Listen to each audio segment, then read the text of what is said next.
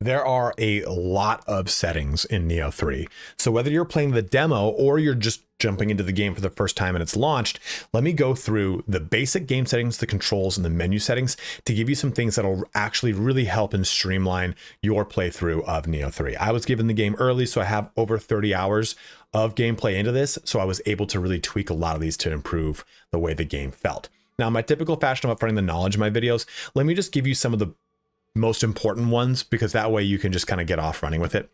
First off, let's go to basic game settings, and I'm going to go ahead and go over a couple tabs. We're going to go over, all the way to the second last tab. Go to item auto pickup. Just turn it on.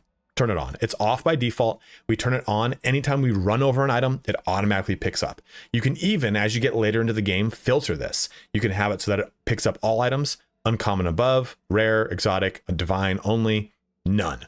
So you can actually have this thing be customized, kind of like a loot filter in an action RPG. Definitely recommend that.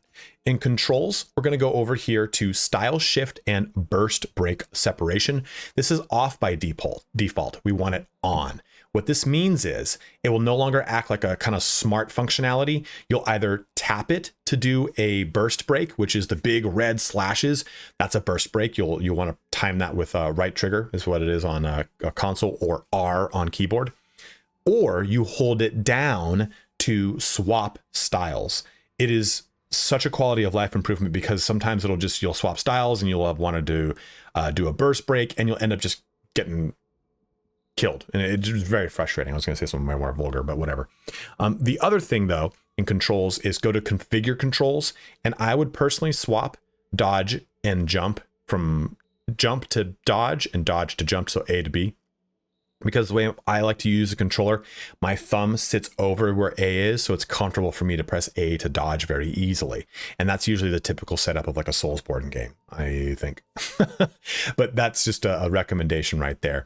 Menu settings here, you can do one thing if you're a Nioh veteran. You'll come into the second tab in the menu settings, and you go to add tabs for each weapon, armor, accessory type. You just turn those on. So now when you go through the inventory screen, you can just simply have those tabs if you want them. They were something from the previous Niohs. So if you want that more throwback feel, it is right there for you. But that's too long to watch this entire video. We're going to go through all of these settings with a little bit more of a fine-tooth comb. I'll skip a lot of the stuff that's kind of more self-explanatory, but this will help you get a much better, more custom experience out of Nioh, because trust me, the settings in this game are very...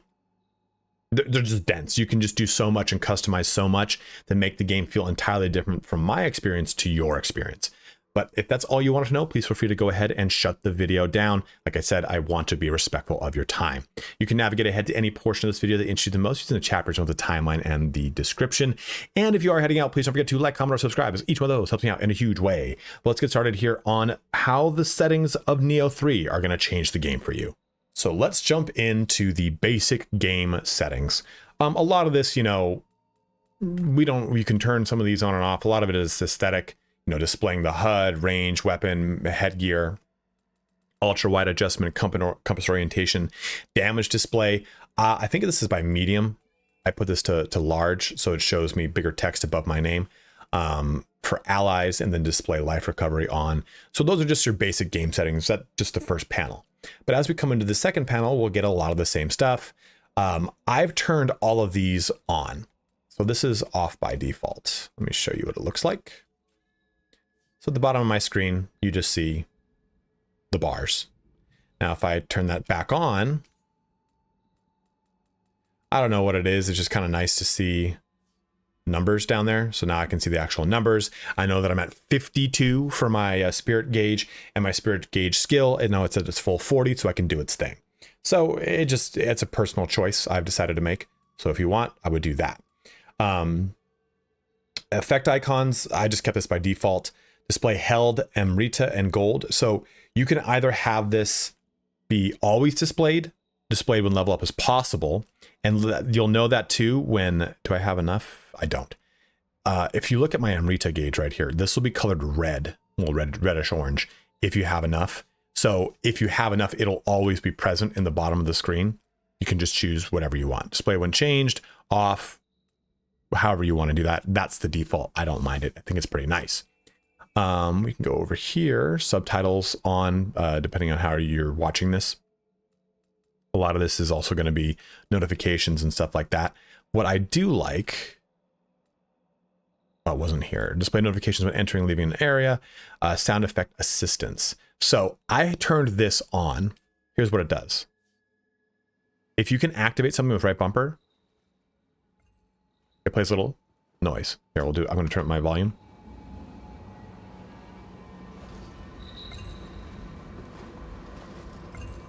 Play a little jingle there. So this way, if I'm like running and something is like hidden on my right side and I don't really see it, like I'm gonna run by that grave. Oh, what was that? I can go back and check. So this just gives you an ability to play a little bit more loose without having to worry about accidentally running past something and missing it. Oh, I hear the jingle. Let me go back to it. So I like that quite a bit. We'll just take a look at what that was. That is sound effect assistance. You can skip cutscenes if you'd like. And read memories are your tutorial memories. So this is just telling me every time I encounter them, or only when first encountered. I have it on every time, and it has not been obtrusive, so you'll be fine right there. Blood splatter, dismemberment, display blood, focus a lock on, change target when lock on target is defeated. This one is on by default. If you don't like that and you find it jarring, you can shut it off, but it'll always choose the closest target to you. Sometimes this can be kind of wonky and choose something that's really far away because you killed something and it's like, oh, this is the next closest one, but you'll be good no matter what, I think. Switch lock on target with right trigger, switch to nearest enemy. So this can be up to you. You can kind of just like manually switch this around, but I find that standard has been quite fine. Assisted aim when aiming ranged weapons. This is basically, do you want aim assist on or off? By default, it is off. I haven't needed it on. It's pretty easy because you can, by default, you can zoom with the bow. This is something you used to need to, I think you used to have to get a skill to do that. Now this is a nice one here. Reset camera upon guarding. So right now, if I go to guard, that stays like that. You can make it so that this will do this. That's a pretty handy thing. So you can always kind of have orientation on where you're guarding. Now, this can be cumbersome because, you know, sometimes you're dealing with two people at once and you want to have eyes on the guy behind you, and doing that kind of slaps it behind. So this is kind of one of those things where, I mean, there's plenty of ways to reset your camera, right? Like I'm just pressing my right joystick down and it's doing it. So that make me throw up and I don't get motion sickness. If you like that, that is how you would turn that on. And it can be pretty powerful if you enjoy that orientation. I like having kind of a little bit more of a fluid camera, but a lot of people like a lot more of a rigid camera. So it depends on you. And then this one we talked about in the intro, these will this all plays into the next portion of this. Item auto pickup. Turn it on, because just pressing right bumper a bunch of times is just such a pain in the ass, man. It doesn't hurt your finger, but it's annoying. Turn it on. It's going to save you a ton of time. Also, eventually putting a loot filter on here could be worthwhile. I'm not at a point where I don't want the white items, you know, the common items. I want common, uncommon, I want rare, I want exotic, and I want divine. I want them all right now because I want to break them down. I can break them down either by going to a blacksmith and then getting the actual constituent parts, or I break them down by offering them at a shrine and I'll get Amrita for it, whichever one you want to do. Which brings us to this tab. Include crucible weapons and auto equip. You can have that on or off if you want. Auto equip is a function to just always choose the most quote unquote optimal of the gear items, but I don't really like auto equip. So I just have this off because I don't even use the feature. Now, this is important. Automatically dispose of excess equipment. Automatically disposes of excess equipment when praying at shrines. So I can have it make an offering. I can have it sell. I can have it disassemble. And I can have it do soul extraction. All of these do different things. Making an offering gives you Amrita based off of the familiarity of the weapon. What does that mean? So this weapon will give me far more Amrita than this weapon. So that's what that means. And I go back to this. In fact, you know, it might be better if I just go show you exactly what those numbers are looking like.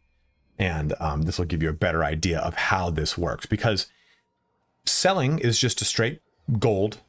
So let's go over here. Oops. What did I do? Battle prep. There it is. Prep. Make an offering. So we can go over to weapons. That's cool. And if the lower right, you'll see Emery to earn is 112. Let's find something that has familiarity on it. This has 644. Doesn't matter if it has 1 or 550 familiarity. It's the same familiarity that is given to you regardless. All it has to have is any familiarity to give you more Emerita. So you could kind of cheese this system if you want. I imagine they'll patch this, but see, this thing's got 15. It gives me 1400 versus this is level 18. Well, if I find one that's like comparable, I don't know where it is. This is 179. They're both level 18 weapons. So, and this has 0. The other one had 15. So this can be useful. That is offering something. Now, let me come back to this. Make it, oh shit. I think it did. Oh no, it won't. I have to choose. So when you have it set like that, you can go to pray. It'll bring up the menu to do it, or at least it should have. You can, you'll have that configured. But either way, on an offering, you sell it to make gold. Disassemble it gives you crafting materials. It gives you like iron, it gives you leather, and then soul extraction gives you different colored cores that you use for improving weapons, either leveling them up or adding different effects to them.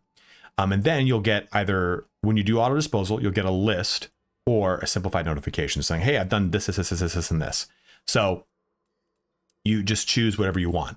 And then you choose what rarity is being disposed of. Only common, to all, to exotic, rare, whatever you want. If you want my opinion, which is why you're watching this fucking video, I don't know why I said that. I would not recommend doing soul extraction on anything that's common. It's just not worth it. I would manually go and soul extract at a blacksmith. Make an offering. I would manually do that for anything that is that has familiarity on it. And then selling things, that's just going to be, I don't really think selling is as important. Unless you really need the gold, then you configure this. It's disassembled, I think, is the one that makes this worthwhile. I want to disassemble all common items because they give you a lot of crafting materials. Soul extraction only gives you like 3 or 4 cores. So the amount, and if you haven't gotten that point in the game, which you will, this might just go over your head. But my point is, you just get so much more crafting materials in this than you ever would cores from common. I think really the only thing that's worth disposing auto is common anyway. Just go ahead and let it do this thing and you'll be good to go. You won't have to worry about it. You'll get to a point where you won't ever really use the common items. You'll always kind of use at least uncommon or higher. And it'll be a rare time that you actually get any kind of common items. I think it disassembled all my, it made an offering of all my common items just a little bit ago. That's okay. So this is the basic game settings. Let's jump into our next one. Controls are pretty much going to be dealer's choice, right? We only have 2 options here. Two tabs here. The configure controls, like I was saying in the intro, I like to swap, dodge, and jump. I think I have that on custom. Yeah, this is a custom for it. I've already learned the game and I've acclimated to dodge being now on B, so I can't make the switch now. I wish I had done this sooner, is what I'm trying to say. You could use type F if you want, but it kind of messed with my style shift button stuff, so I didn't quite like it. I would stick with just doing A and then making a custom preset that swaps A and B. Maybe you like having B and A, and this is a completely wasted tip, but that's what I would change with controls. There's plenty of other types that you can use here. If you want to go through those, by all means, do it. And then I actually have not played enough on mouse and keyboard to give you strong recommendations here. I just haven't done it. I started on mouse and keyboard and it felt too alien to me. I've played every one of this style of game on a controller, so it naturally kind of put me into that realm. Now, the other thing here is style shift and burst break separation. what does this mean? So I'm going to turn it off. This is the off. This is the default. So if I tap right trigger, I swap. But this is also the button to do a burst break. I just press it, and I have to hope that I've timed it right. If I haven't timed it right, I'll do this, and I get stuck in the animation, and I get hit. You could make the argument that it doesn't matter if you have it on or off. If you miss, you miss. It doesn't matter. But I find that I've missed the burst breaks way less with this on. Now what this means is I tap right trigger, that's a burst break. I hold right trigger, I switch stances. It just feels way more fluid to me. It makes a lot more sense. The burst breaking just happens a lot easier when it's just a tap. Because I think the game sometimes is like, well, I don't know what you really wanted, so here you go. And the burst breaking when it's a tap feels far more forgiving than when burst break and stance swap are the same button. When they're the same button, it feels like the game prioritizes stance swapping over burst breaking. So that's a personal anecdotal thing. I don't have anything to back that up from a back end of like, oh, well, the game, blah, blah. I just a bunch of personal feedback. Outside of that, you can change range weapon aim control settings. So if I hold down left trigger, I have to hold it down to shoot. I can make it so it's a toggle. So now I just press left trigger and I'm in shoot mode.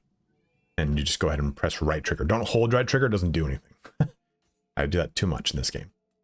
And then onto this section is guard control settings are press and hold or toggle. I would always have that as a press and hold. Guard being, you know, what you use for like deflecting and stuff like that. You can also do stick settings for dead zones and walk thresholds. I'm not smart enough of a gamer to know how to influence all those things. Swap horizontal controls, mouse sensitivity, and toggle grapple and martial arts.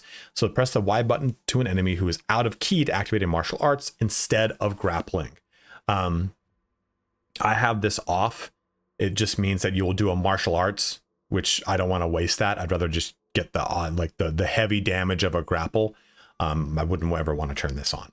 But these are your controls. Let's now go to menu settings. So for menu settings, we're pretty much just tweaking stuff that the game has to offer us across lots of different things. Button and controller icon buttons, these two, it's basically, do I want it to be Xbox or PlayStation style or automatic? And button icons is controller or keyboard and mouse. I just have them both on automatic, makes the most sense. This one I would ignore. This is one I wish I could customize. So at the very bottom here, you can see this adjusts the settings for common, uncommon, rare, and exotic. So type A, which is default, type B, which, man, for me personally, that's a rough connection here between uncommon and rare. Those colors are way too similar for me. And then type C. So you've got those options as you want. I think type A ultimately is the best. I just think that when you see rare and exotic like this, they're clearly blue and clearly purple, right? But when you see them in a menu, it just, the purple for some reason doesn't stand out as strongly. Like I wish it had a bit of a glow to it or something like that so I could see the exotic. It's probably because I swiped through them so fast that I missed them, versus a lot of games have a bit more of a contrast on that purple. Color perception settings, type A, type B if you want. Attained item notification. So you can make it so that it never tells you if you get common items, you just automatically pick them up, and then it automatically gets dealt with like we talked about in the previous setting, right? Okay, they're auto disassemble for me. They're common. I don't even care if it shows me that I picked them up. So you can have that be uncommon and above, rare, exotic, or none. In-game notification display time, you can choose if you want that very short or very long. It's standard by default. Now this one's kind of nice. So auto refill ammo and at storehouse. So every time you go to a storehouse, if you go to a shrine, it'll pull from your storehouse, which is basically your bank. When you have too much of an item in your inventory, it'll auto storehouse it for you, which is something that we have lots of. This is on by default. I wouldn't shut it off. Automatically use acquired locks of hair. This is on by default. This is what gives you skill points. I've seen no reason to shut this off. Number of item shortcut sets. You can increase this. So it's 2 by default, but you can have all the way up to 4. Those are those items on the left side of the screen that you can swap around through. Set item shortcuts by style. So you can make it so that I've got a certain configuration right here on the left, right? a certain configuration for samurai and a certain configuration for ninja. So if you want that to be like that, it's right there for you. You could just simply turn that on. Style shift via style changes in menu. This is basically, if you're in the menu, can I do it right now? Okay, if I'm in a menu and I do this. Okay, what the hell? Well, we jumped into this menu at samurai. If I turn that on, it would jump out of the menu back to samurai. So kind of like a negligible thing, right? Like doesn't really do much. Skill learning selection is command versus just a single tap. I'm sorry, is press and hold versus single tap. I would do a press and hold, just make sure that it gives you that second to confirm that that's the skill you wanted to. Now you can also do this. For those of you that are veterans of Nioh, when you play the game, you knew that your equipment here in melee weapon was broken into different tabs. So let's go ahead and go and turn that on so you can see what I'm talking about. We'll turn this on, come back, go to the item screen. Now we have swords, spears, axes, odachi, switchglaives, ninja swords. We have every single one that's got its own tab. So you can navigate through it, but it is worth noting that is only present in the item screen. If I go back over here to melee weapons, it's all the melee weapons put together. So know that it is kind of a little tedious. So I don't have that on by default because I just don't want to navigate through that, but you can do it for armor type. You can do it for different types of accessories, for each style to the items. So either the item, it can be both samurai and ninja or samurai or ninja. And then you can display item level, not main stat in equipment list. I actually like this on. So what that means is, so if I'm looking through this, it shows me the item level. Honestly, this is the only thing that really matters, because if I sort this by defense, yeah, that can be different, but that defense value is different depending upon the armor weight. Heavier items have higher defense, so they will always be organized to the top of sorting by defense. That's the main stat that it references in that text right there. And I always organize by level, because if I'm taking a look at weapons, it doesn't matter if something has, let me take a look here.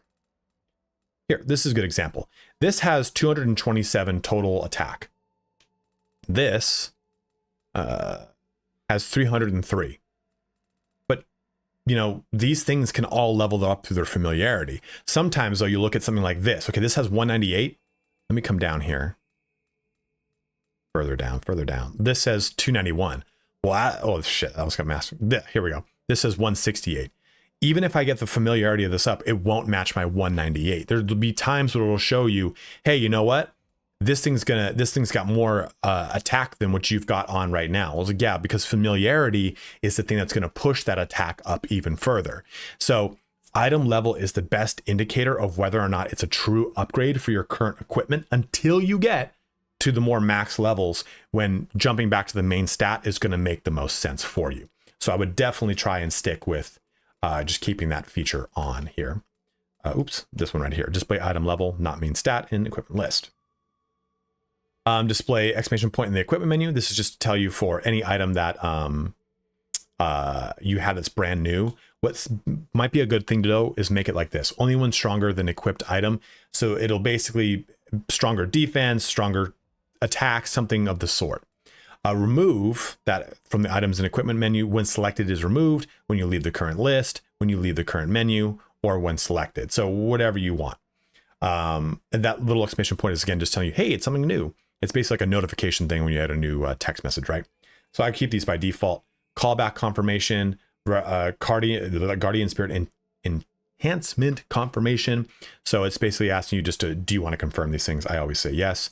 Notifications of soul core purification. You can change this to notification center, top left, or list. I just have it by list. So whenever you bring a soul core in, it tells you, and it gives you a list of the ones you've purified. Register shortcuts after selling soul cores in Omnio box. It's on. You can shut them off. You can shut them off. If you have them on, it'll give you the prompt almost every time to shut them off. Same thing with prestige, trade. All these confirmations are saying, are you sure you want to do this? You can shut them off if you want. I just always keep them on. Offering settings here, you can have a final confirmation before you do offerings. Same thing with resting rights. So there's lots of confirmations and all this stuff so that you don't accidentally sell everything. You don't accidentally sell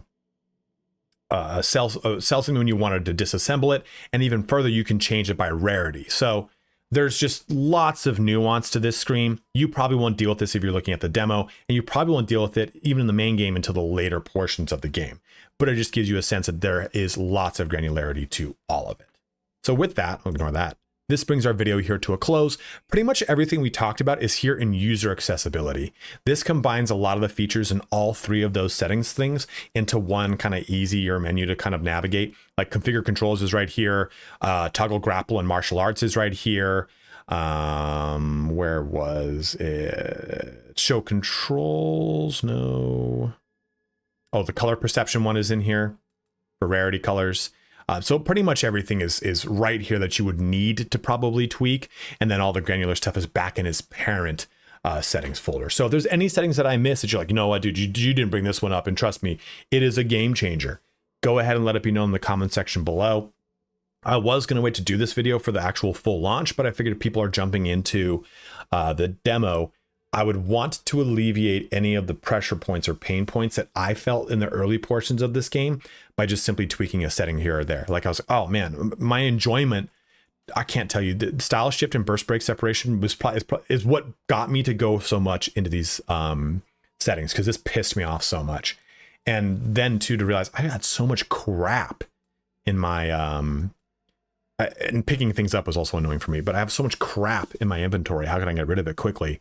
Oh, boom, just do something like this, or this one right here, the automatically dispose of. So play around with this, see what works for you and how you want to play the game, but hopefully this helps you in just getting through a lot of the crap that's kind of all over the place in Nioh 3. As always, guys, thank you so much for watching here today. Have a good one and take care.